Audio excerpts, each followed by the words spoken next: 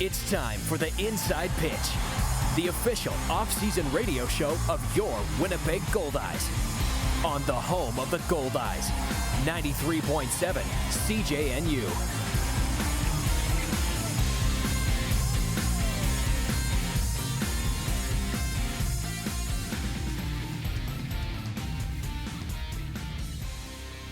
Hello and good evening. Welcome back to the Inside Pitch here on CJNU 93.7 FM. Trevor Curl here. Excited to get another episode out to you guys back in the true north. It's hopefully warming up as well back there in Winnipeg. I know it's on the chillier side. You're getting through the winter. Here in Florida, at least in St. Petersburg, it's been a little chilly. It's like 50 degrees. That's cold for us right now at the moment. Eventually, I'm going to make my way back north, and it's going to hit me like a ton of bricks. But for now, enjoying the spring training weather that we have here in the Sunshine State. We got a great episode tonight. Mitchell Lambson joins us along with new coming pitcher Noah Millikan. Super excited to show you guys those interviews. Had a lot of fun, obviously, with Mitch and his time in Winnipeg. It was a great interview. Always love talking with him, especially over the course of the offseason. Noah, I think the folks are really going to love him. Great pitcher, good charismatic energy, and super excited to show the Winnipeg crowd what he's got in the tank. Great pitching stuff from the Oakland Ballers last season, won a championship in the Pioneer League. He's going to bring a lot of that energy with him to Winnipeg. Super excited to show you those interviews. Those are coming up in just a little bit. Let's go through some of the headlines over the course of the last couple of weeks. Let's start out on Sunday. I know this one's going to break a little bit of hearts, but United States women's and men's hockey team beat Canada for the gold medal matches. Revenge for that Four Nations face-off last winter.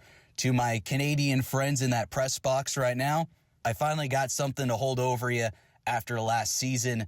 But we're still friends, of course, so excited to go back home with a little bit of extra pride from my home country. Anyways, let's keep on going forward. Let's get to now some baseball news. We have a new sighting joining the Goldeyes this 2026 season. R.I. Franson has been announced back on February the 12th. He's the 20th player signed to the roster, a true native of the Netherlands, and he'll be representing the Kingdom of the Netherlands for the 2026 World Baseball Classic. This will be his second time on the WBC roster for the Dutch. Franson made his WBC debut back in 2023 in Taichung, Taiwan. His debut was against Chinese Taipei. In the 2026 World Baseball Classic, he'll be joining fellow Goldeyes Dason Cruz and Ray Patrick Ditter for this tournament. The Netherlands will be playing in Miami in Group T. They'll be facing off against Venezuela, Israel, Nicaragua, and the Dominican Republic. Game 1 for the Dutch is scheduled for March 6th at 12 o'clock Eastern Time at Lone Depot Field in Miami, Florida. Moving forward, college baseball is back and it's in full swing. Opening day was just a couple of weeks ago. So for folks who are wondering who could possibly be the next young stars of the Goldeyes, well, check out the NCAA. Those games are always a lot of fun. They play with a ton of energy. Super excited to see what could possibly happen throughout the NCAA season as we get closer to the summer. And then, of course, the College World Series will play down in Omaha. Final news of the headlines. Spring training, as we've talked about, has already gone off and running. Baseball games are back, and they're playing at the spring training facilities down in Arizona in the Cactus League and here in Florida in the Grapefruit Leagues. But this year's spring training obviously brings a little bit of some more fun and excitement. The ABS, Automated Balls and Strike System, at the Major League level is starting to take its shape. Players and teams are starting to understand what this automated balls and strike system will bring to the 2026 season. Obviously, something that we've talked about in years past is now officially in Major League Baseball. And ABS is very interesting because it started out in the partner leagues. So take you back to the Atlantic League in 2019. That is where the testing started, and it eventually got its way into the affiliated ranks. In 2021, the challenge system and the ABS system was implemented into the Arizona Fall League and eventually Class A. In 2022, it expanded into certain AAA leagues, and then over the last few years, the challenge system and ABS were fully integrated into most of the affiliated ranks. So in a 6-game series, half of the series was used with the ABS system. So it wasn't the umpires who were calling balls and strikes. It was actually the computer itself that was signaling to the umpire if it was in the strike zone. And then the back half of the series, you had the challenge system. So it was the umpires calling balls and strikes, and then you would have the players, so the pitcher, catcher, or the hitter, tapping their hat or helmet, and they were calling the challenges, and the system worked. It obviously had its flaws at the beginning, but they ended up tweaking it out, and eventually this is the automated balls and strike system that we know today, and that will be implemented into Major League Baseball this year. So how does the challenge system work? Well, we're going to start off with the rules. So each team has 2 challenges to begin the game. Once you lose them, you'll lose them up until extra innings, and that's when you'll be granted an extra challenge if you lose yours throughout the 9 innings. So, as we talked about earlier, hitters, pitchers, and catchers are allowed to challenge, and they signal it by tapping their helmet or their hat twice. The lone exception to the ABS system this season will be in a couple of series. So the 2026 Mexico series between the Arizona Diamondbacks and the San Diego Padres will not have the challenge system. Those will be April 25th through the 26th. The Field of Dreams game between the Minnesota Twins and the Philadelphia Phillies on August 13th.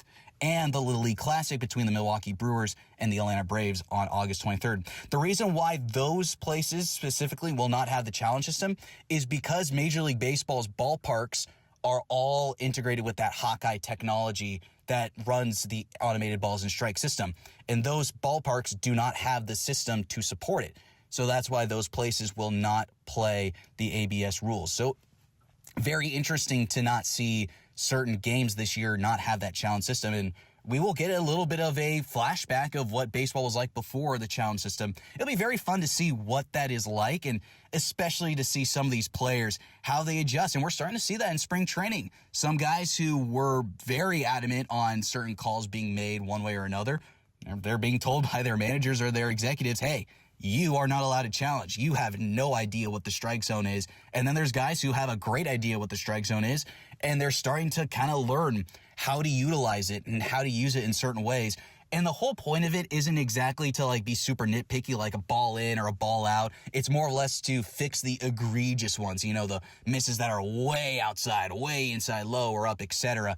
That's what the ABS system and the challenge system is supposed to do. And at least from my time in the Arizona Fall League, watching that system take place, it works well. I think fans are going to be very excited to see how this will play out this year. And this will be a very fun first season with it. And we'll see eventually the stats for it. And it's clearly worked in minor league baseball, and it's worked in the Atlantic League.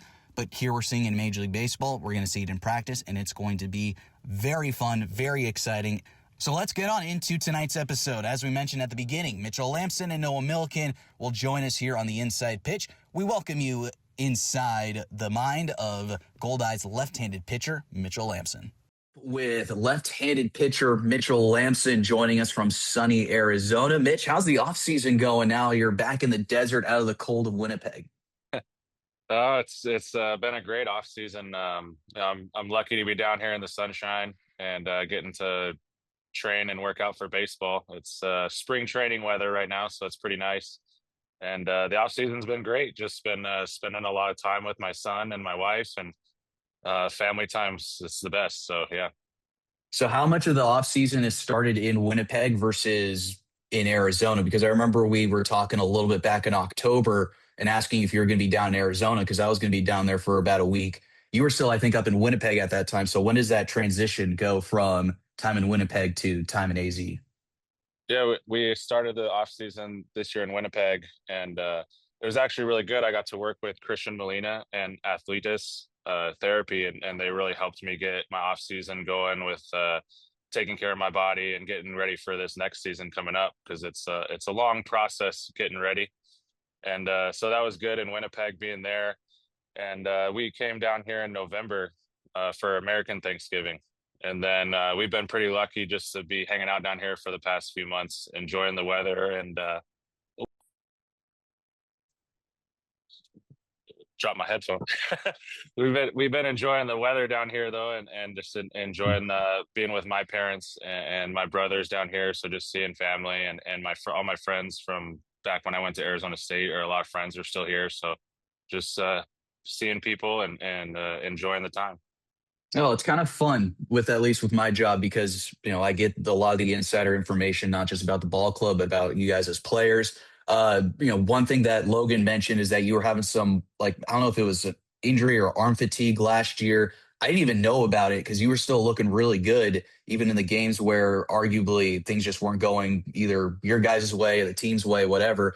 I didn't realize that you were even battling some arm issues, and that was just kind of the thing that the team just was plagued with last year was just arm issues with pitchers. So, how did this offseason kind of rebuilding yourself after going through a little bit of that fatigue towards the end of the year?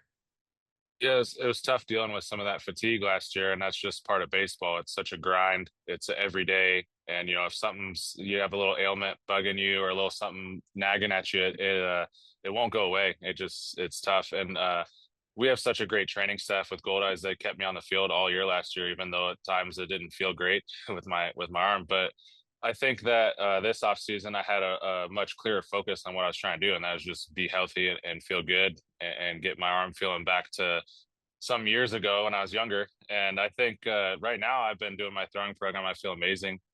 It's been a lot of work this off season and a lot of people helping me. But yeah, that was been the focus this off season for my baseball was just get healthy. No, we are on probably the last leg of the off season, getting ready for a couple more weeks. Obviously, spring training's going on in AZ and here in Florida. And then eventually we're going to go into March where everything feels like we ramp up a lot, April, and then boom, we're into May and the season's going to kick off. So work life balance is tough for anybody, especially for you being a new dad, along with Bailey, just kind of doing all this moving around too for an off season. What's the work life balance right now in the off season versus when we're in season? Because I know we were trying to do this interview yesterday, but new dads type of things, chaos can happen at any moment. You got a toddler at home, so what's the work life balance in the off season, and how much better is that versus when you're in season? Yeah, the work life balance is always tough for all the players. I think the hardest part for me is just my son. He's got so much energy, so I can't. It's like I feel like I have no time to take off, which is amazing. I love it, but he's up at 5:30, 6 a.m. and he's just going all day. Mhm. So, it's been tough, but I would say having my wife helping me has been great. She's amazing. She does so good with him and lets me go do my training. And I got a seasonal job helping out at a golf course up here in Arizona too. So that's kind of nice. A little bit of seasonal work helps us get through and into next season. So, balancing that, you just really you got to manage your time and plan stuff out. But it's still with all that, it gets away from me sometimes. Like yesterday was just busy all day long. I couldn't get a chance to talk to you, but today's a little easier, it seems like. So that's good. I feel like mornings should be a little bit easier, especially just, once everything wakes up and everyone is just ready to start their day versus towards the evening and we're trying to put everything to bed. And it's like, oh my gosh, just but do we have any sort of free time right now? How much free time does a new parent actually have from like the beginning of the process to like, let's say maybe now when you things feel like it's actually settled in and you're used to doing this parenting thing now? Well, I don't know if I'm used to it. I'm getting better at it. But yeah, it's tough. Beforehand, before my son was born, I used to think I was busy and I didn't have time, but man, I had so much time on my hands. It was incredible how much free time I had. And now it's just not much free time. And that's good. I love it, but you just really have to be like, I'll have to work out at 6 a.m. some mornings. That's the only time I get a chance to go, or I might have to go at night at 8 or 9 at night. It's just how the schedule works. And, you got to make time. If you want to do it, you can find time, but it's a busy life. What's the support like when we're in season back in Winnipeg and all the wives and girlfriends are helping at least Bailey out or during the game? Like when you're pitching, for example, we saw the pictures and the videos last year of Bailey and Colby at the ballpark, and he just looks so happy to be there.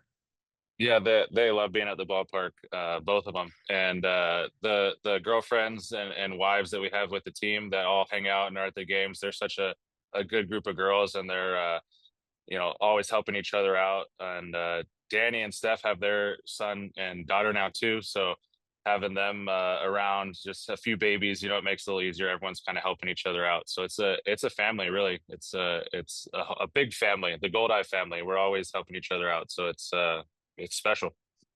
Oh, let's move things forward to last season. So, just weird year last year. We talked about it briefly, just the injuries that the pitching staff was just battling through, and just the ups and downs of what the whole season was. I remember you and I joking at the end of July when that whole train wreck of a month finally ended. We're like, we're in August now. July is so far behind us, and I think no one was happier to get through July than you guys. Just what is it like as a player when you're just going through just that heck of a ride where it just seems like so many things are going against you, even though the team itself, like individual players, are having success, yet just the wins just aren't collecting the way you guys are looking forward to it going. Yeah, it's very frustrating as a team, and personally as a player. I hate losing. I know all of us in that clubhouse hate losing. We're there to win the game. That's what it's about.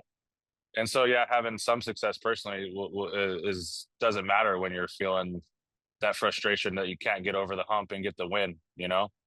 And yeah, I think that was just a frustrating month, but you learn from it. And I think a lot of our guys took or learned from last year and took some motivation into the off season to be working and getting ready, because last season wasn't how we wanted it. And that just fuels the fire for the next season. I mean, but the overall consensus that I've talked with everyone has said it wasn't even a bad team. It just kept being bad result after bad result, which is just, I mean, it's baseball. We know that one-run games are just going to be a part of how things go. But in this case, it was just like, it felt like almost every single loss over the course of maybe half the season was just one-run games where it was just like one moment could have swung the momentum in a different way. Yeah, definitely. And I agree. We had a great team. We had a lot of really good players, and we got a lot of guys coming back. I think that's a testament to how good that talent level on that team was.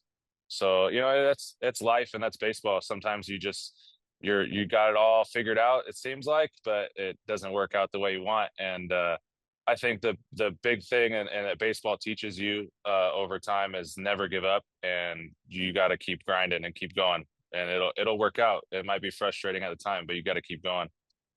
Now, you turned 35 in the middle of the season last year, and you are the perfect candidate for what we call crafty lefties. And in most starting rotations, it just seems like it's majority right-handed heavy. But then your little wrench gets thrown in. What makes the crafty lefty so just effective?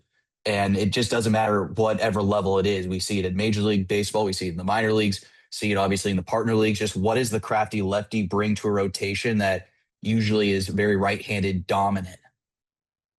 Well, it's a different angle coming from the lefty for sure. So that could be one of the reasons with the hitters. And I think, as being a crafty lefty, and there's crafty righties too, but guys that don't have the velocity, you really have to be able to change speeds. You got to be able to locate the ball for a strike, and you got to be able to throw it out of the zone too effectively.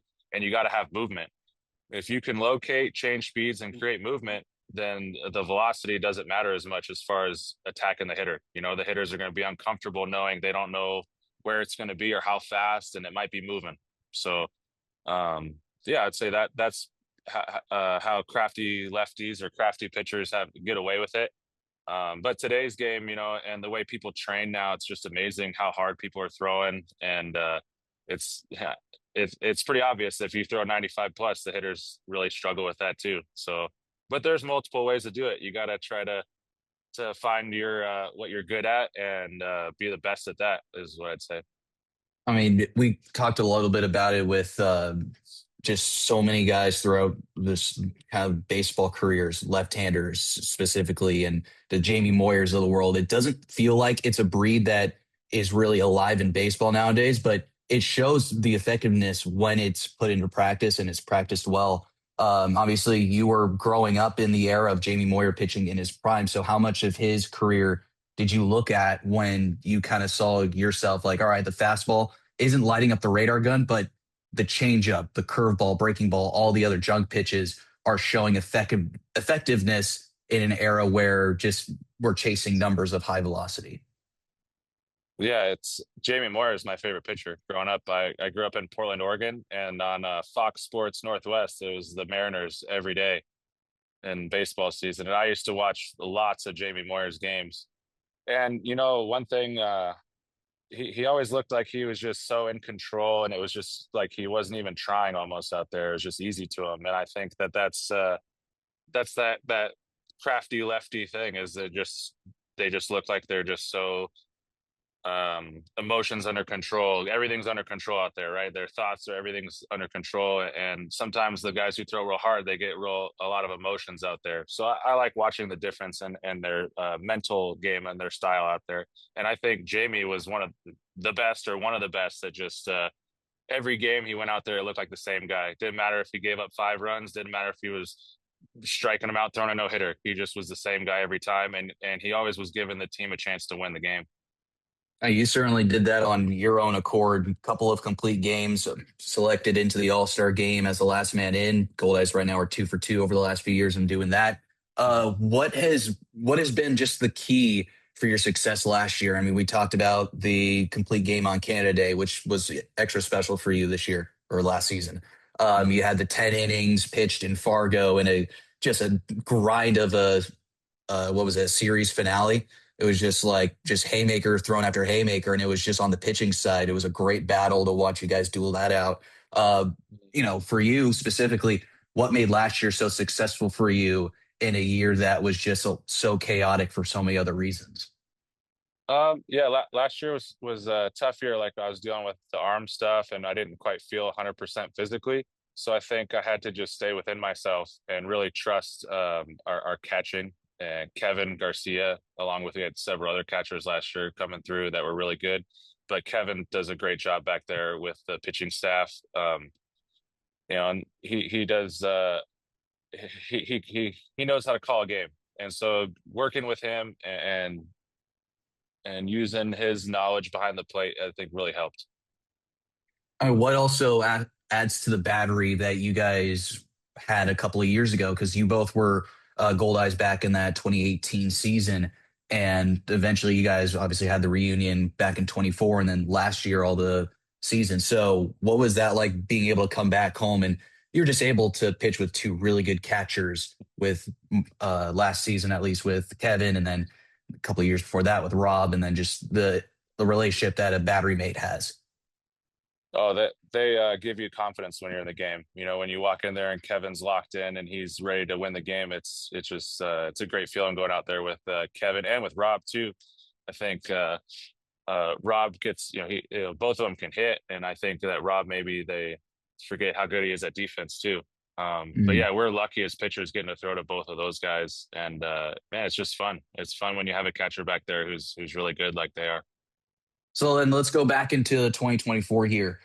Started the season off down in Mexico in Saltillo, and then eventually you made your way back to Winnipeg, and we had the postseason to run. But what made the decision to come back to Winnipeg so easy for you in that 24 year, when team was in a playoff push, needed the extra arm, came up, and then you just had a really good season? After that first start, we don't hold Lake Country on that. That kind of seems like it's kind of brutal to throw you into the most hitter-friendly ballpark. Yeah, that was a tough one, that Lake Country one, but that happens. But yeah, no, in 24, it just worked out. I like to think God has a plan sometimes, and we don't know where we're going, but it just ended up I was back in Winnipeg, and after playing there my first year in 2017, I want to come back and play for the Goldeyes every year. It's such a special place to play. It's really fun. The fans are amazing. The city, the summers up there are just amazing. Yeah. So in 24, and then my wife's there, and my son, he wasn't born yet, but my wife was there. So just it worked out that I got to go and be with her and be home, and it was a good year that year after starting in Mexico, which was tough. The travel for baseball players is really tough, especially if you're traveling international and being away from family and friends. So I was just in 24, when I got to come home and be in Winnipeg, it was really nice. And then I got friends and family on the team too. So seeing those guys is good. It's good to be back. Yeah. And then 25, it was a pretty easy decision for you to come back. And again, 2026, back again for another stint. So just, the friendship that you build with Danny, over the years and the friendships that you've obviously created with the coaching staff and back when Rick was in charge and now Jamie obviously in the clubhouse and just the guys who have been consistently around this organization for the last few years, just how easy is it for you guys like you, Max, Tasker, to say, yeah, I want to come back again and let's do it for another season? Yeah, absolutely. That's why guys keep coming back, I think, to the team is it's such a good group of people that are involved with the Goldeyes and from the coaching staff on down. And yeah, Danny's been there since before I was there, which is a long time now. I'm good friends with Danny. We talk all the time, and seeing him when I go up there feels like you're back with the Goldeyes back in Winnipeg. And yeah, my first year playing with Rick Forney was awesome. He's such a great manager, and he's having great success there in the Atlantic League too in York. And then Logan, he just stepped right in. He's like very, very similar style, and playing for Logan's great. And I think when I talked to him in 24, the way it just worked out, and talking with him, it made it real easy to want to play for the Goldeyes and play for Logan. And so we keep on going forward. Let's go back in time a little bit now in your career. Talk about the Arizona Fall League, because this is something that you and I kind of shared a little bit about when I was about to go down there broadcasting for a week. That's a lot of fun. I mean, as just a broadcaster, from my perspective of it, you're just seeing the game's top prospects, seeing guys go to a finishing school, seeing guys coming in after maybe a little injury-ridden season. What is that like pitching in the Arizona Fall League in a very super relaxed environment, but it just seems like all the guys who are playing there say that's one of the better experiences they've had as a professional athlete? I would agree. It was an amazing experience, and just being it's an honor to get to go to that league and get to play there. And being in a locker room with, there's 4 or 5 different teams in each locker room for that. They join up each organization, so you get to meet some new players, and it's just some of the best talented players in their organization. So just being in a locker room with that much talent and seeing all those guys, how they work every day, seeing how they go about their process for the game, it was really a great learning experience for me. And then just it was cool. It's a fun experience. You're playing in the big league spring training stadiums and getting to be in their locker rooms and stuff. So it's a really cool experience. Now, you were there when you were 23 with Salt River, and that was what you were pretty recently in a bit of a higher level with the Astros at that time. You were at Corpus Christi and Lancaster, so you were still a pretty established affiliated player. So did they tell you a reason why they wanted you to pitch in Arizona, or what was the idea for you to go into the Fall League that year? Oh, it's kind of funny. I think that year was a big make or break it year for my career. And I was doing pretty well in Lancaster, and I got called up to AA. And my first couple outings in AA were a little shaky. And the pitching coach said, "Hey, you got a couple weeks to figure it out, or you're not going to be here." Mm-hmm. And I don't know, that just lit a fire under me, and I started pitching, just giving it everything I had. Not that I wasn't before, but it just kind of put me to another level, maybe. And I started pitching really well. And the next thing I know, they were calling me into the office saying, "Hey, you earned a chance to go to the Fall League. You want to keep going?" And I said, "Absolutely." And So yeah, it's just an amazing time, that point of my career. So for you, that was truly the finishing school aspect, because there's a lot of guys who might not really understand what the Fall League does, and we talked very briefly about that just a moment ago. But what is a finishing school for a player? Like, what does that mean for them? A finishing what? A finishing school, like that's kind of what the Fall League has. Like, is it kind of like more of a prove it situation, or is it a we want you to work on something specifically for this stretch of games? No, the Fall League is not. Yeah, you're not working on anything. Although I'm always trying to learn from these amazing players that I get to play with. The guys are so talented and so good. It's fun to learn from them and see what they do. But yeah, the Fall League's about, you got to prove it. It's almost like an audition is what it feels like. You feel like you're auditioning to try to get to the big leagues. Not, that's what all the minor leagues is, but the Fall League, it feels like, there's no fans really, because it's kind of quiet. There's a lot of scouts and front office people watching the game. So it just feels like it's an audition. Mm-hmm. It's pretty Oh, cool. yeah, I mean, it seemed like every game you were at, just scouts were just littering right under our press box. Front office execs were all over the place. Like the fans that were there, obviously, like either you had kids who were out of school that day, or you had just a bunch of older folks who were in the area who had like a ton of baseball cards looking for guys aside and stuff. But it was just a really fun experience on that side of it. And then also you're back in Arizona, so how much is that like being able to go back to a place where you went to school for a couple of years and then you get to go and pitch there professionally, and it's not in spring training, but it's in the fall, it's in a very competitive state like it is for you in school. Yeah, it's Arizona is such a baseball state, and just getting to play here, and then I had family get to come and watch. My grandparents got to come watch me play in the fall league, so that was really special. Just being home for that time too. It was cool. So let's move forward then and talk about your time pitching in Taiwan. I mean, that's a very unique experience that not a whole lot of guys get to have, is traveling abroad for one thing and then being able to do your job while being abroad is another. So you're pitching in Taiwan. You're in I'd say it's a spot you've never been to probably before in your life. And you hop on a plane, you get off, next thing you know, all right, Mitch, go out and pitch for us for, the season. What was that like pitching in that environment, especially in a league that is, we talked about it last night, is so different in terms of like contact versus power hitting that you see here in the States? Yeah, it's a different style of baseball, I'd say, that they play in that league, and it's super competitive. They're really good. The teams, they're always close games over there, especially with the way the pitching is, and that being over there was just an amazing life experience. I getting to see a different culture, hear different language everywhere. Is kind of a shock, and it was really cool, and you know definitely changed my perspective on life and just seeing something different. And then yeah, getting to play baseball over there was just the cherry on top, because getting to play and experience the way the fans are over there. I mean, I don't know if you've ever gotten to see on TV, on YouTube or something, the highlights from games over there. The fans are on their feet the whole game. They're got songs, they got music. It's a really cool experience, and I'm really lucky that the Dragons brought me over there for that. And I was lucky to be on a great team there, and we ended up winning the series. And so I got to be there during the Taiwan series, which was just a amazing experience. That's their championship, like their World Series, and the fans, the way they show out for that, and it was really cool.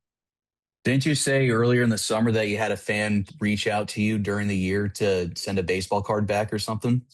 Oh yeah, yeah. I still have fans from Taiwan send me stuff, or reach out to me on the internet, social media, and see how I'm doing, or tell me they want me to come back, or send me a card or something. And those fans are amazing. I got some cool little gifts from them and stuff, and it was every day getting to come out of the stadium and see those fans and get to talk to them, and hear them try speak English with me and stuff. It was just an awesome experience.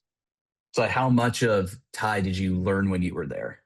Not very much at No. all. It's so difficult if you don't know the alphabet's different. Everything's different, so it's just very difficult. I learned to say hello and good morning and a few things, not much. Um, but yeah, they speak a lot of English too. So a lot of the going around, especially where I was in the main city in Taipei, there's a lot of English spoken there, so it helped be able to get around, because that can be tough when you're traveling. The language barrier is really tough. Was that the same thing like when you were down in Mexico? Did you at least have a little bit of a better idea of Spanish just from your time in the affiliated ranks? Yeah, I have a lot better feel for Spanish. I can speak a little Spanish and understand a little bit just from my all my Latin teammates that I played with, and it's the same alphabet, so that makes it at least a little easier. But yeah, it's similar experience where you got to hope that people will help you. It makes you really grateful when people will take an extra second out of their day and help you figure something out, or where you're going when you're lost and stuff. So yeah. Mm. I just was thinking about the Super Bowl halftime show with Bad Bunny. Just kind of sounds like a professional clubhouse. Just listening to that the entire time, it just felt like, oh, that's what your clubhouse should sound like after a win. So it was just, at least I knew some of the songs. I didn't know much of what the words were, but just the Yeah. vibe that was being brought. I mean, that's just, what's that Oh yeah. camaraderie like in a clubhouse though, when you have just a whole group of players who are Latin born? Those guys, when they're controlling the aux, it just feels like it's a whole different party atmosphere in clubhouses after wins. Oh yeah. Yeah. And that the music that like Bad Bunny's music has such great energy, and it's fun. It is a party. It is fun, and to have that on in the clubhouse, it's a different different feel. and different vibe, and I love it. It's I have Bad Bunny I listen to on my playlist, so I've picked up some music from all over, from Taiwan, from Dominican Republic, from Mexico. There's so much good music that you get to hear when you're traveling around and seeing new cultures. So yeah, it's pretty cool. But do you have your music playlist ready to go for this season? Like, is this like kind of like how do you have like a process of that? Like on a start day, like you listen to certain music Oh before you yeah, end up getting to the ballpark? yeah. I have a playlist I like to listen to on start day. It's one thing about start day, you don't want to get too much energy going too early, so it has to be kind of relaxed early on, and then the focus gets a little more intense as the day goes, and the music kind of changes that I'm listening to. It gets more more energetic. But I'd say my music's now is probably too old to go on the aux cord. I listen to oldies, so I gotta let the young guys put the music on so I can get some new songs. I mean, oldies, think about it. You're 35 years old. As a player, you're considered quote unquote old. But if you were a coach right now, you'd be considered a young pup in the coaching world. So, what's that like as a player when you're on the quote unquote older side of things, when in reality, you look at just life in general and you're still a young guy, just being 35 years old? Yeah, it's kind of a weird perspective, looking at it each way.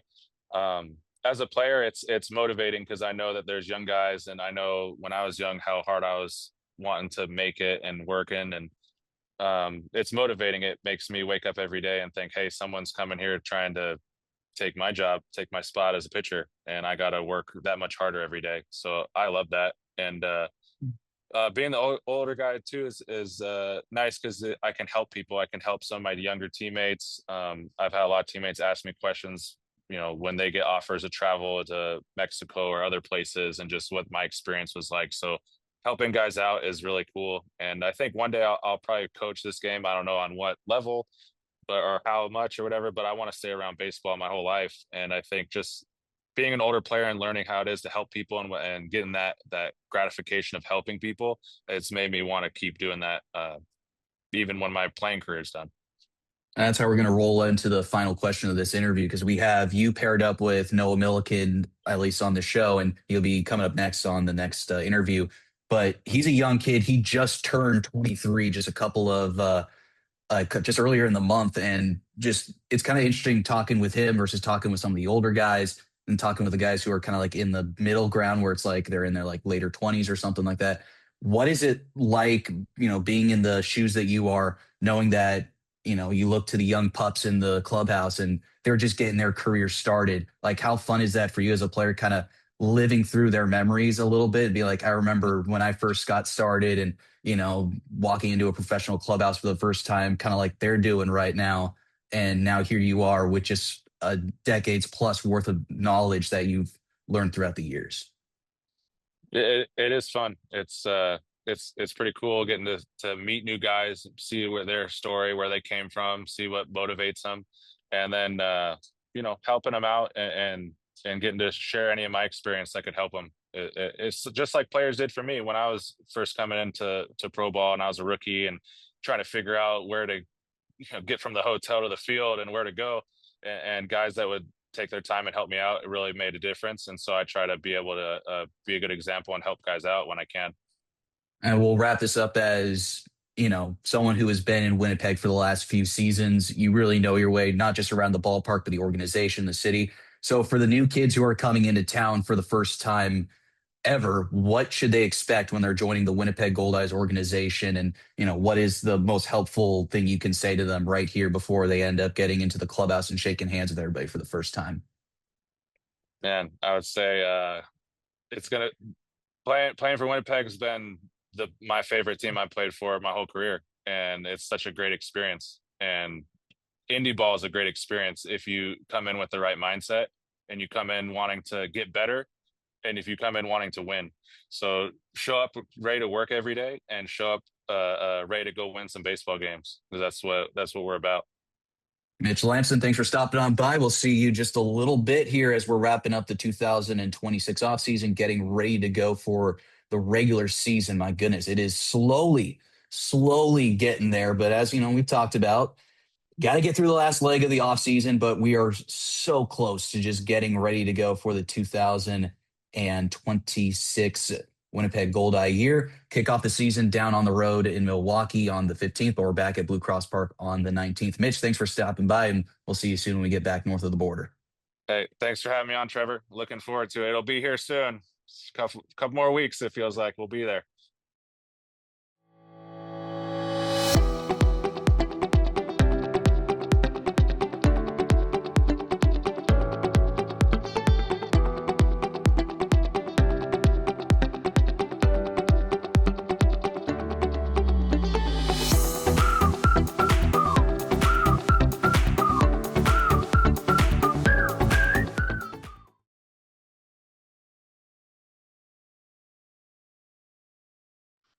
And we're back here on the Inside Pitch. We welcome in Noah Millikan joining the ball club for the 2026 season. Noah, how's things going here in the 2026 offseason? It's been a good start to the year so far. A lot of 2026 still to go, so we'll see. But yeah, You just celebrated a birthday I'd see here, February 4th. How was that last night? yes, sir, yes, sir. It was a Wednesday, so not much going on. Just had some buddies over, just kicked it a little bit. But yeah, it was a good birthday. Happy 22nd. And I mean, we just are getting 23rd, excuse me. We're getting really into the meat of the off season here. We're just a couple of weeks away from pitchers and catchers reporting for Major League spring training. You're calling to us from Phoenix, so take us through what you're seeing from your side of the desert, where a lot of pitchers are about to get ready to report down for spring training. Mm-hmm. Yeah, I mean, I've been fortunate enough to train at a facility where there's a lot of big league talent, minor leaguers, so they're all getting ready to start to report, getting ready to talk to some of those guys about their experiences. Yeah, they're getting ready to go down there. I've been able to watch some live ABs from some pretty impressive pitchers, so it's been cool to watch for sure, and definitely looking forward to getting out to some spring training games while I'm down here. You're coming into the 2026 season in your second year as a professional. We're going to talk a little bit about your time at University of Pennsylvania, a little bit about your time back in high school in California. But how many times, or if you ever been up to Canada?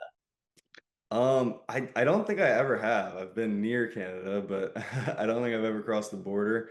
I've been to Alaska. I might have passed through Canada on my way to Alaska one time, but no, I'm excited. I'm excited for our friends up north.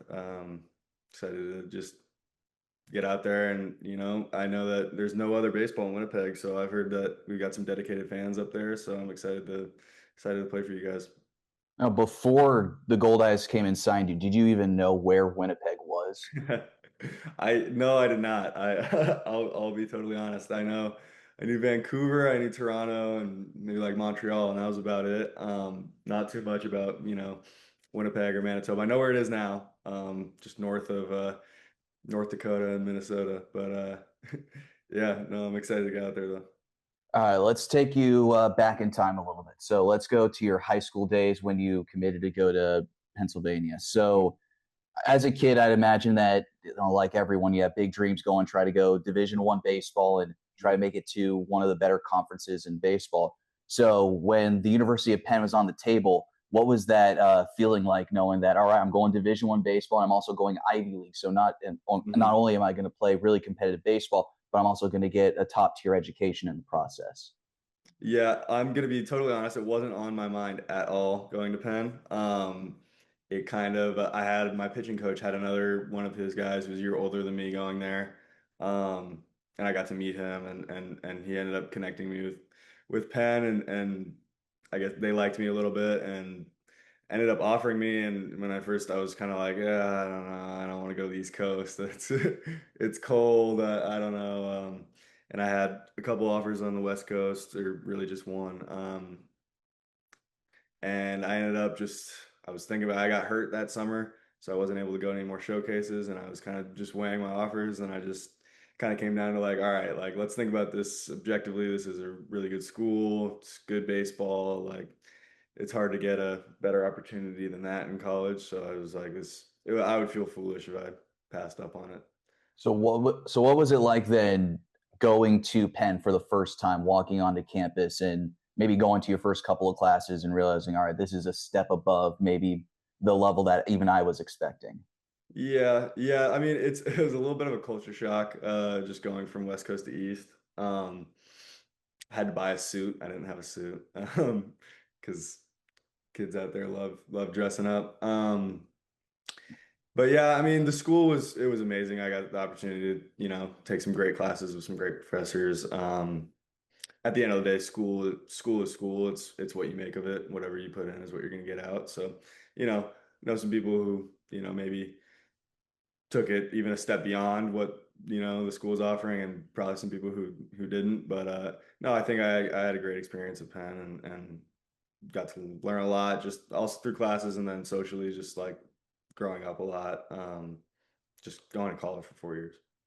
So what was it like then taking the field for an Ivy League school? Because Mhm. clearly there is a difference of talent when you go from Power Five and then you go to the Ivy League. So not only are these guys smart as heck, but they're also some of the best talented athletes in the Mhm. country as well. Yeah, so we got the opportunity to, play against some Power Five teams. I mean, I, to be totally honest, wasn't much of a contributor until my senior year. I didn't pitch a whole lot my freshman, sophomore year, and dealt with some injuries my junior year. But getting to go out my senior year and, being one of the guys, and we played at Florida State for my first series that year, and getting to go out there in front of, their thousands of fans that they had, and, they're all drunk and chirping you and and giving you hell out there. No, it was great. I mean, we had a really talented squad. I know that like mid-major baseball sometimes gets some flack, but in the time I was there, I got to play with some really talented players who a lot of them went on to play professionally or transfer to Power Five schools. So yeah. So take me through a little bit what kind of the COVID era was like for you, because there's a lot of athletes who during that time it was a little bit different. It was either college season was interrupted. As you were a kid who I believe what was his high school season interrupted by that. So what Yeah. was it like going from that to just try and get forward into college baseball? Yeah, it was a really weird time. I mean, it happened my junior year of high school in the spring. So we were about 1 or 2 games in at that point. Season got banged. So didn't have a junior year. This is right when I was getting recruited. I wasn't signed anywhere yet, so I had to like figure out how to get into showcases that summer, and then ended up signing that summer. So I got my recruitment done. And then senior year, I went to a really big public high school in the Bay Area, so obviously a lot of restrictions. And then with just 4,000 kids, it was impossible to get back on campus. We never ended up going back. So basically, spent my whole senior year online classes.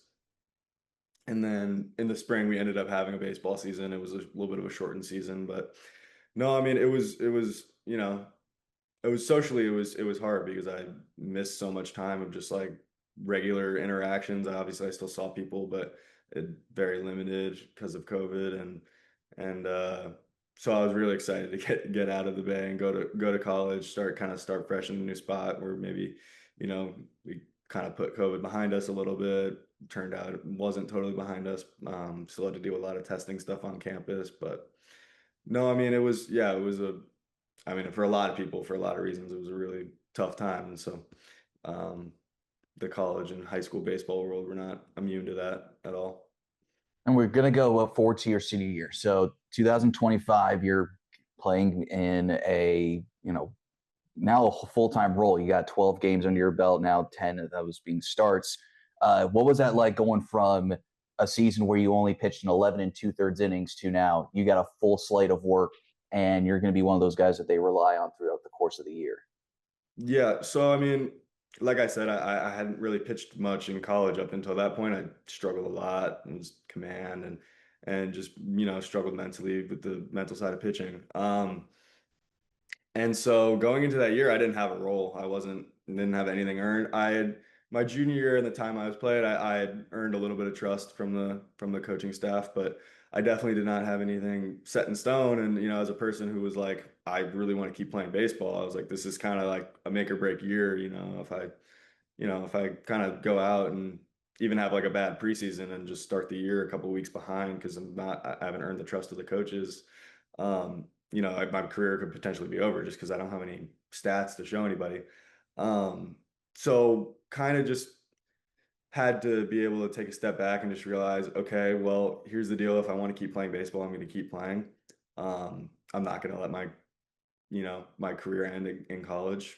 And so I was able to take some pressure off myself. Ended up having a really good preseason. Started the year as one of the main bullpen arms, and then a couple weeks into the year earned a starter role, the Friday starter, and um, yeah, and getting to work, I learned so much just working through that season. I wasn't great all the time, but I just felt like every outing I was able to learn something new, and by the end of the year, I felt like I was a brand new pitcher, and so getting the opportunity to just start every week and work through outings really just like opened up the game of baseball to me. So how did the opportunity in Oakland then come about? I emailed their info line. I So I knew about the Oakland Ballers just because I'm from the area. Their stadium's 20 minutes from my house. So I emailed them in like probably like March. Just hey, my name is Noah. I'm from the Bay Area. Like I want to be on your team. Um, Here are my stats, all that, and they kind of got back to me like, yeah, like we'll keep in touch. Let us know when your season, like email us when your season ends. Um, I kind of just kept emailing them updates every month or so, and then when my season ended, I was like, hey, my season ended. I ended up going on a road trip back to the West Coast with a couple of my buddies. And when I got back, I was like, all right, I haven't heard anything from the Ballers, really, nothing concrete at least. So started emailing every single indie ball team. I'm sure I emailed Winnipeg. I can't be certain though. I'm not sure though. But every team's info line, never heard anything back. Just because I'm sure most teams don't really look at the info line for their top athletes. But no, emailed every team, never heard anything back. And then the Oakland front office emails me like, hey, can you hop on a Zoom call tomorrow? And I was like, oh, sure. Um, Hopped on there, like, we had a starter get hurt. We needed someone to start on Sunday. And I was like, okay, I just was on a road trip for a week and hadn't thrown a baseball in 2 weeks. I was like, okay, yeah, I'll be there. Threw about 3 bullpens that week, and then flew out to Ogden, Utah, and made a start there. Walked the first 2 batters on 8 pitches, and gave everybody a pretty good scare, and then was able to lock it in, and ended up having a really good year with them. So yeah, it kind of just emailing. So what clicked for you going from your senior year at Penn to your first professional season? Because I'm looking at the numbers and they're respectable. It gets the job done. But what really takes the step forward for you going into professional baseball and you become clearly one of the best pitchers that the Pioneer League had to offer? Yeah, I mean, I think the coaching staff really helped me just gain a lot of confidence. I mean, after that Ogden start, I ended up going like 4 innings. Like I didn't give up any runs, but it was kind of shaky and I didn't feel that great about it. And they were kind of like, you're really good. And I was like, oh, really? Like I didn't think that I was that good. And just by like my third start, I ended up having like a really good start, went like almost like 6 2/3 or something like that.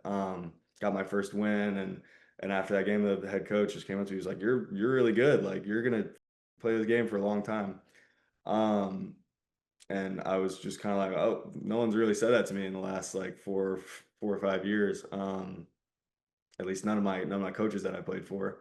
Um, and I was just kind of like, oh, no, I am good. And so I started to believe it a little bit, and then just throughout the season was able to, like I did in college, learn from every outing, week to week. I think I got better as the season went on, um, and it was an amazing experience to be able to play in Oakland. My family finally got to like come to all my games, and no, it was amazing, and I credit the coaches, fans, and all my teammates for that, for making me feel welcome and like good enough.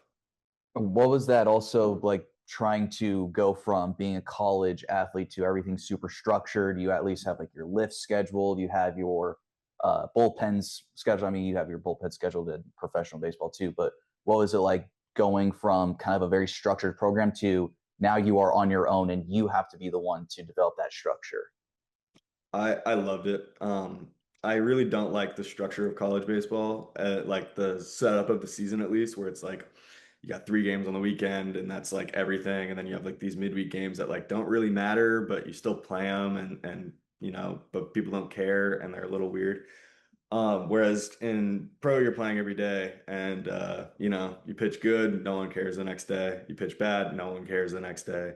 Um, I think it just was able to let me just kind of like relax into my role a little bit. And I was like, okay, I'm just gonna start every week, and I'll have I was at home, so I had a gym back there that I worked out at. I was able to just go there every morning and then go to the field. Um, and yeah, I love the schedule of just playing baseball every day. I feel like that's kind of how the game's supposed to be played. It's already too mentally challenging to have that much time to think about it, where you have like multiple off days. So playing every day definitely helps like just stay focused, and yeah, I don't think I really struggled with the adjustment of the structure, because I think I struggled with it in college, and it really helped me in pro ball. So you go into Oakland, you end up winning a championship in your rookie season. How does that come about? Just pure fun, just for the heck of it, just because you go in and you go 7-1 that year, 2.12 ERA, become, like I said earlier, clearly the best pitcher in the Pioneer League, and you guys end up lifting the trophy at the end of the season. Yeah, it was a pretty unreal experience. I mean, we had such a great unit of guys playing, and yeah, winning makes things more fun. So I'm sure that helped. But we had so much fun. The coaches were just the perfect amount of like laid back and locked in, like, and no, I mean, it was the most incredible season of my life. It was, every one of us are gonna remember that season. We're all still staying in touch. I'm still living down here in Arizona with like three of my former teammates from Oakland. And yeah, it was incredible, as you can probably imagine. So go into your decision to come up to Winnipeg. Mhm. Take us through what the off season was like when you were looking for your next step up, because clearly that I had such a good year in the Pioneer League. I'm ready to make that next step into a league where hitters are not like fresh out of college or freshly Mhm. into professional baseball. You're going into a league now where these guys have been in the affiliate ranks, or some of them have even played Major League Baseball. Mhm. Yeah, yeah. So, I mean, obviously, my goal is the same as almost everyone who is playing any ball, is to get into affiliate baseball. Um, and it was the start of the off season, and I don't have an agent or anything, so I've been using my coaches back in Oakland as kind of like advisors, and basically Winnipeg reached out, and I was able to do some research on the ball club, and it looked like just a great situation. And then when I got down to Arizona, one of the guys I work with at my facility is actually on your roster at the start of the year, Marcel Renteria, Mm-hmm. and he was able to give me great recommendation for Winnipeg. He had nothing but great things to say about your organization and the franchise, even though he was only there for a short time. And ultimately decided, because there's no off-season buyout in the American Association, that if affiliate offer does come about, I can pursue that. But right now, my goal is focused on just being the best pitcher for Winnipeg that I can be. And I think if you just focus on the team, good things happen for yourself. Um, but yeah, I mean, I was excited for the opportunity to move to a new place, and play for some fans. Like, there's no other baseball team in Winnipeg, so it's that's their focus, and everything I've heard is like you've got a pretty dedicated fan base, which is makes playing so much more fun when you got fans who care about the games. Um, so yeah, I mean, I was just really excited to get up to Winnipeg. Oh, else have you heard about at least the organization? What have you heard about the league? Do you know much about the American Association, really? I don't. I know that it's a little older than the Pioneer League that I'm used to, so I'll definitely be one of the young bucks. And that it's just it's a higher level of talent, and they're good at getting guys out, getting guys signed.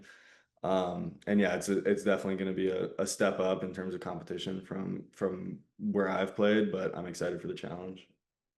All right, so take us kind of through what a start day looks like for you.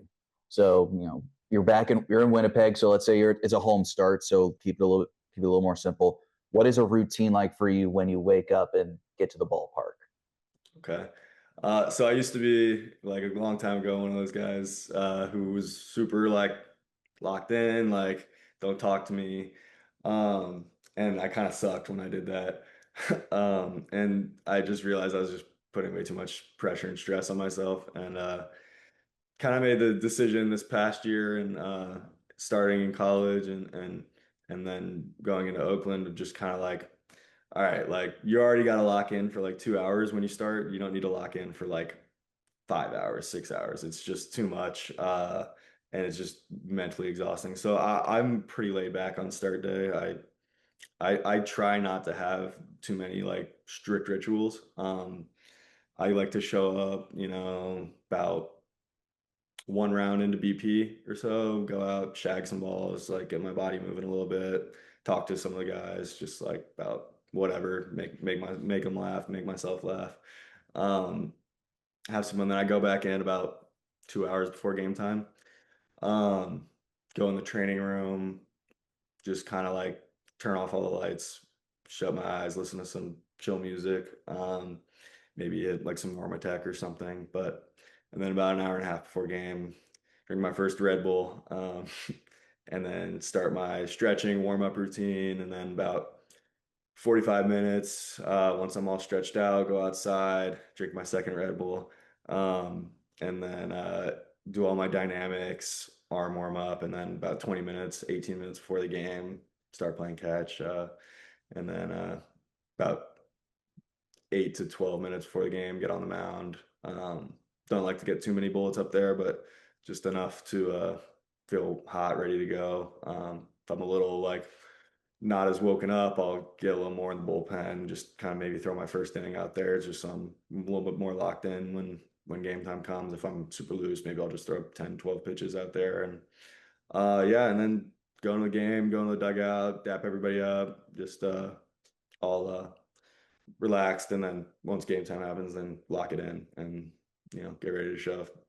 I imagine also in the Pioneer League, you guys have some pretty long bus rides, just being out in California, and then most of the league being out like Utah, Montana. Mhm. So how do you get yourself ready on those long bus trips? So for us, we have the sleeper bus, so at least you'll be able to lay down.